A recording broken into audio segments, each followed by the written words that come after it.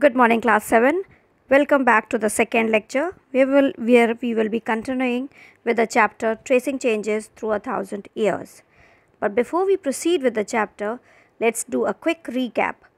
That day we have studied about two types of map, one which was made by Al-Idrisi, an Arab who had the speciality of making map upside down, and the second one after 600 years was made by a French cartographer which was very much similar to the map we use nowadays. Second thing we have discussed was the problems which the historians might have faced that time. That is, there was no printing press in the medieval period. Manuscripts were handwritten. So obviously, if the manuscripts were handwritten, they had their own shortcomings. First of all, it was difficult for the scribes at times to copy down the manuscript because they were not able to comprehend the writings. So sometimes they changed the word with the word which they felt it could have been. Gradually, there was language change over time. We have the live example of the word Hindustan. The present meaning which we have of Hindustan is very different from the meaning which Hindustan had in the time when the Mamluks were ruling. Fine. So that is all what we have discussed that day. Now we will be continuing with new social and political groups. The study of the 1000 years between 700 and 1750 is a huge challenge to historians, largely because of the scale and variety of developments that occurred over the period. At different moments in this period, new technologies made their appearance. So, with the change of time, the technology also changed, and people started coming to different places, visiting different places. So they had brought different things with them, which changed which was a complete change for everybody. Let's see what were the changes. First of all, the Persian wheel, which was used in the irrigation, the spinning wheel in weaving, and firearms in combat. New foods and beverages arrived in subcontinent like potatoes, corn, chilies, tea and coffee. Remember that all these innovation, new technologies and crops came along with people who brought other ideas with them as well.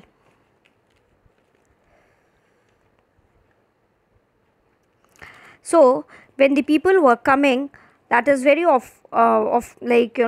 We can say that you must have seen, like if you live in a locality and people next to you is from Gujarat or from some other place, like maybe from Punjab, you get to know about the recipes or the dishes which they make, and at times you ask your mothers to learn certain things which you might have liked, which their mothers have made.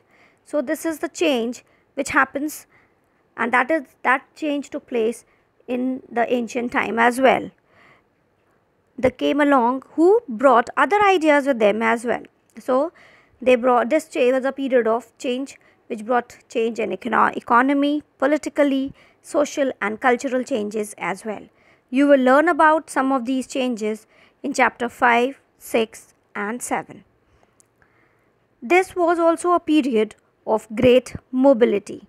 Group of people, mobility means people traveling from one place to another. Group of people traveled long distances in search of opportunity. The subcontinent held immense wealth and the possibilities for people to carve a fortune. One group of people who became important in this period were the Rajputs, a name which derived from Rajputra. Rajputra, that is from the name itself, it's very clear, that is son of a ruler. Between the 8th and 14th centuries, the term was applied more generally to group of warriors who claimed Kshatriya caste status. So, from the name itself, it is very clear that people who fought for the country were known as Rajputra. And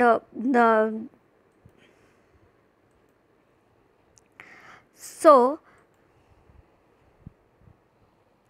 not just rulers and chieftains, but also soldiers and commanders who served in the armies of different monarchs all over the subcontinent.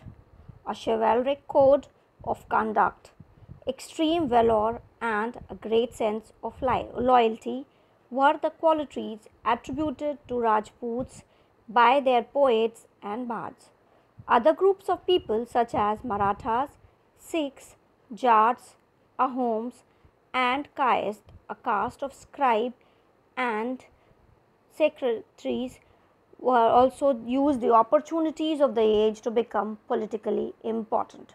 So, initially we called Rajputra or Kshatriyas to the people who belonged to the royal family, but gradually they started involving the chieftains or the soldiers, commanders who were fighting for the rulers.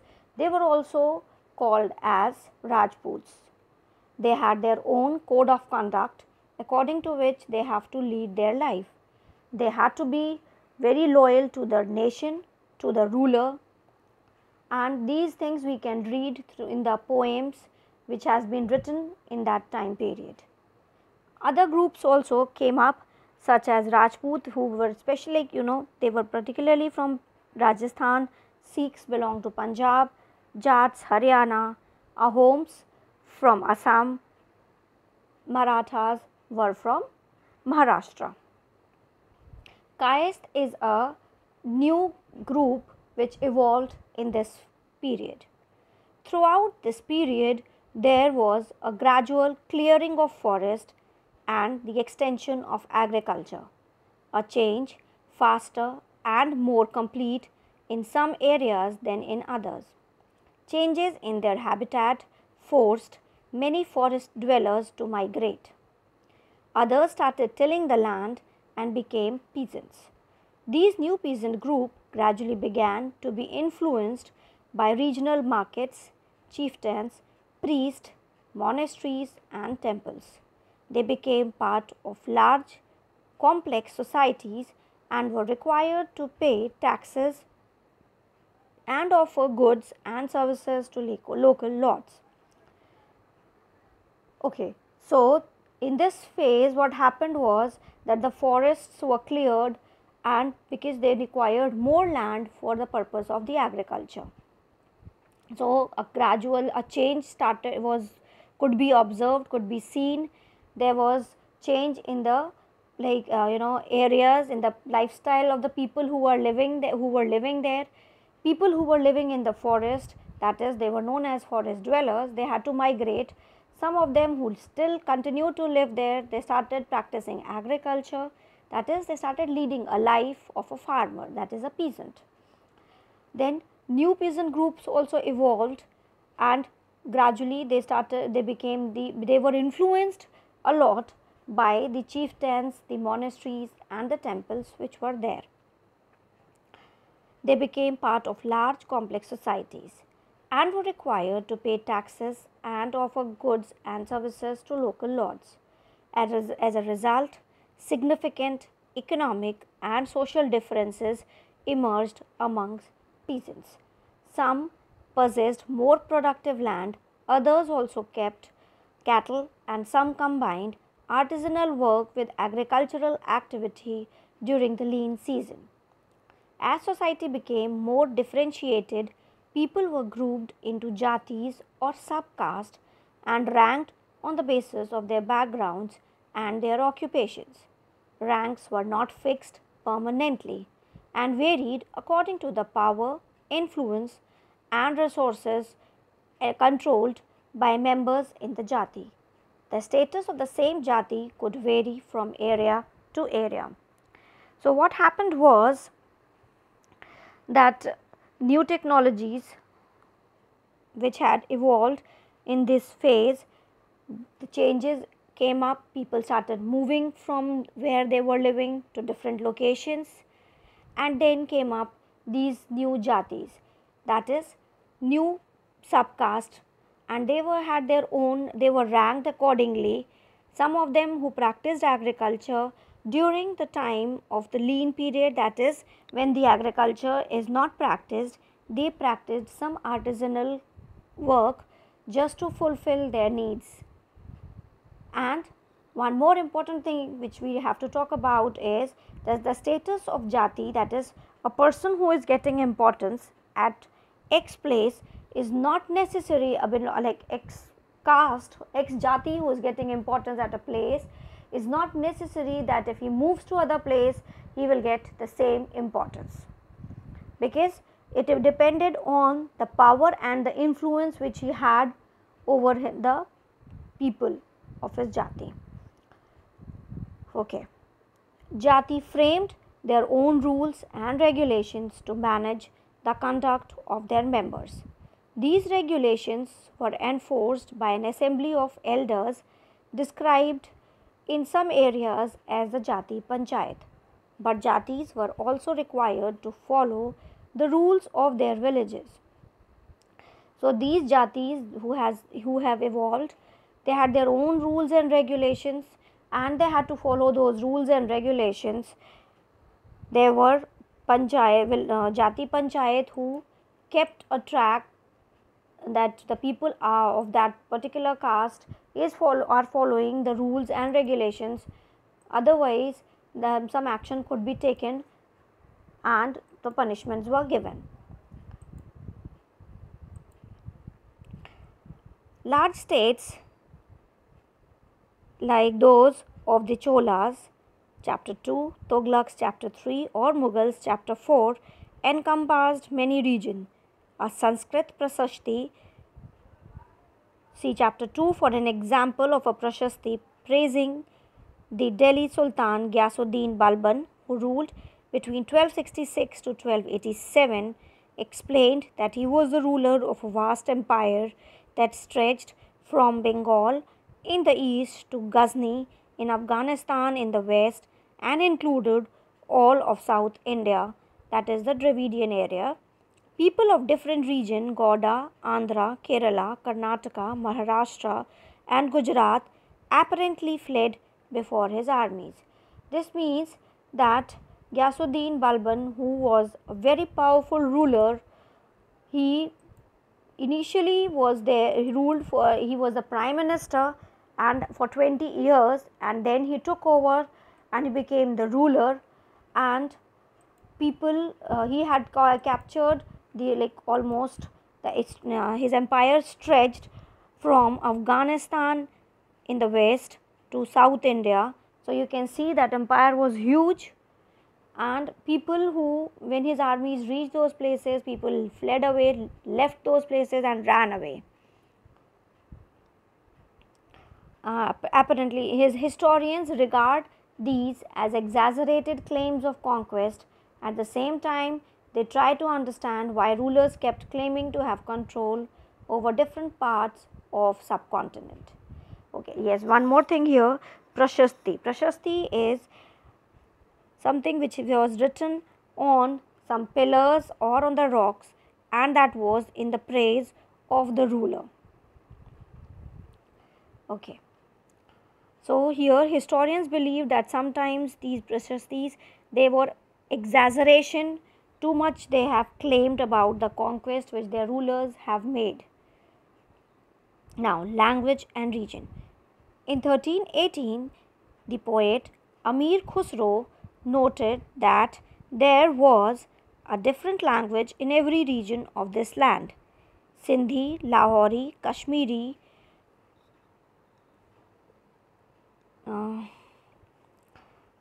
Dwar Samudri, that is in southern Karnataka, Telangani in Andhra Pradesh, Gujari in Gujarat, Malabari in Tamil Nadu, Gauri in Bengal, Awadhi in eastern UP, and Hinduavi in area of Delhi. Amir Khusro went on to explain that in contrast to these languages, there was Sanskrit, which did not belong to any region. It was an old language and common people do not know it. Only the Brahmanas do. Make a list of these languages mentioned by Amir Khusro. Prepare another list of the names of languages spoken today in region he mentioned. Underline names. Okay, fine. So you are familiar, you know that if we talk about our country and you start moving from one region to other, you will find that there is a change in the language spoken in that area. That is what Amir Khusro has told us here.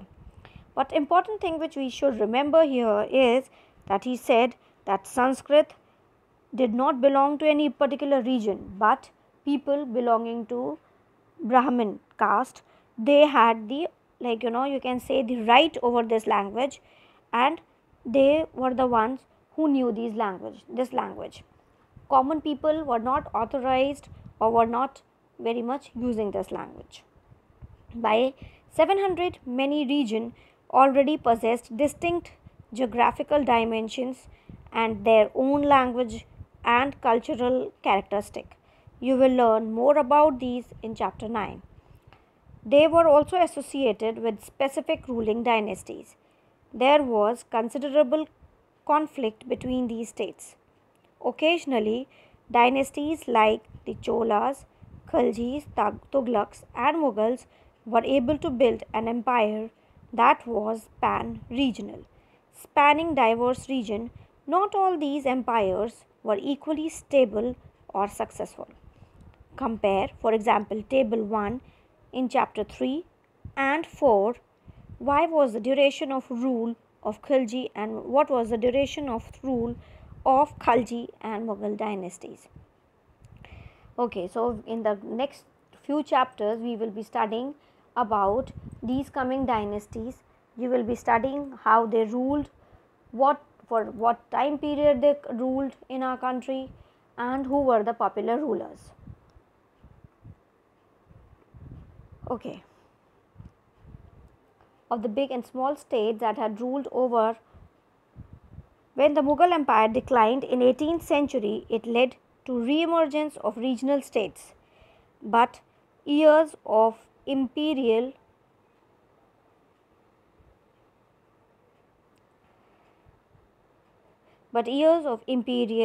pan-regional rule had altered the character of the region. Across most of the subcontinent, the region were left with the legacies of the big and small states that had ruled over time. This was apparent in the emergence of many distinct and shared traditions. In the realms of governance, the management of the economy, elite culture, and language, through the 1,000 years between 700 and 1750, the character of the different regions did not grow in isolation. These regions felt the impact of larger pan-regional forces of integration without ever quite losing their distinctiveness. Okay, when the Mughal Empire declined in the 18th century, obviously there were emergence of different regional states that we will be studying in chapter 10, and then you can see that most of the subcontinent, the regions, had their own. You will get lot of stories of these different regions. Some were big, some were small states. They had their distinct traditions about them, the way they have been governed, the way they have managed their economy, etc. Old and new religions. The 1,000 years of history that we are exploring witnessed major developments in religious traditions. People's belief in the divine was sometimes deeply personal, but more usually it was collective.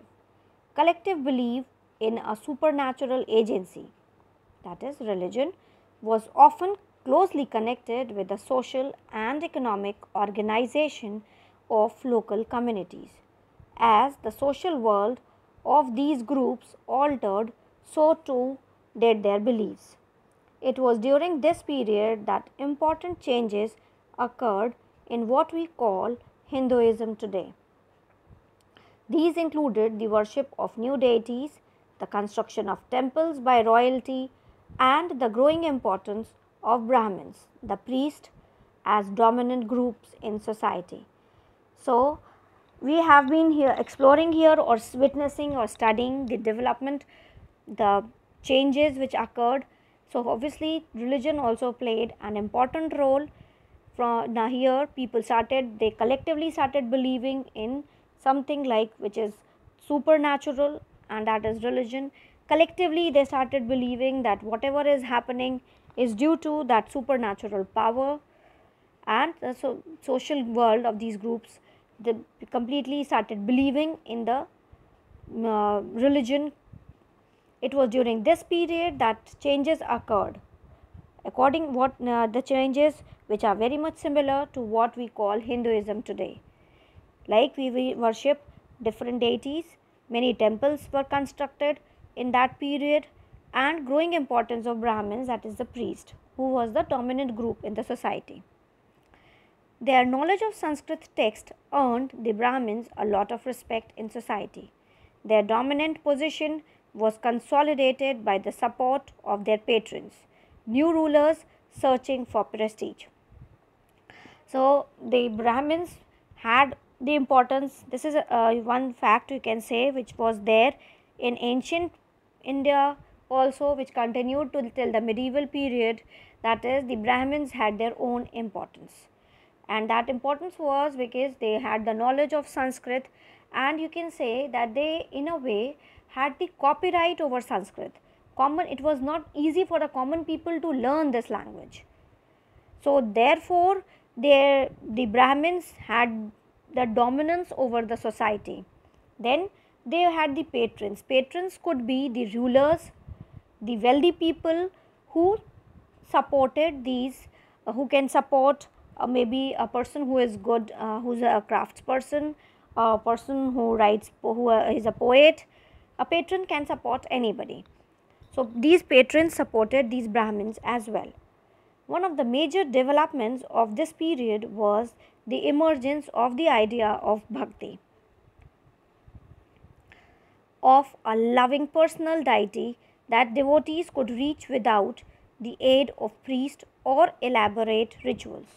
You will be learning about this and other traditions in chapter 8. So you come to know that in this period the idea of bhakti evolved. People, they had their personal deities, their devotees or the people who worship them, they started like you can say propagating their message that through bhakti it is easier to reach God. This was also the period when new religion appeared in the subcontinent. Merchants and migrants first brought the teachings of Holy Quran to India in the 7th century. Muslims regard the Quran as their holy book and accept the sovereignty of the God, Allah, whose love, mercy, and bounty embrace all those who believe in Him without regard to social background. New religion which came up was Islam, which was brought by the migrants and the merchants. They brought Holy Quran to India, and they spread the message that there is only one God, Allah, and everybody is at His love and His mercy. Many rulers were patrons of Islam, and the ulama, learned theologians and jurists. And like Hinduism, Islam was interpreted in a variety of ways by its followers. There were the Shia Muslim who believed that the Prophet Muhammad's son-in-law Ali was the legitimate leader of Muslim community, and the Sunni Muslims who accepted the authority of the early leaders, that is the Khalifa of the community and the succeeding Khalifas. There were other important differences between the various schools of law and in the theology of mystic tradition.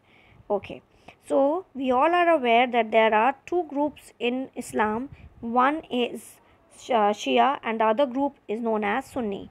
Shia is a group which believes that people who are worshipping Prophet's son-in-law Ali, whereas Sunni is the group which accepted the authority of early leaders as Khalifas, and they believe that their succeeding Khalifas are going to lead them. Okay students, that is all for today. We will be meeting in the next lecture, where we will be doing the question answers which are given at the back of the chapter. We will be discussing them, and then you can copy it down. If you have any problem in downloading the video, please be patient. You can see it in a day or two, and then you can complete your work. Thank you so much. Have a nice day. Take care of yourselves.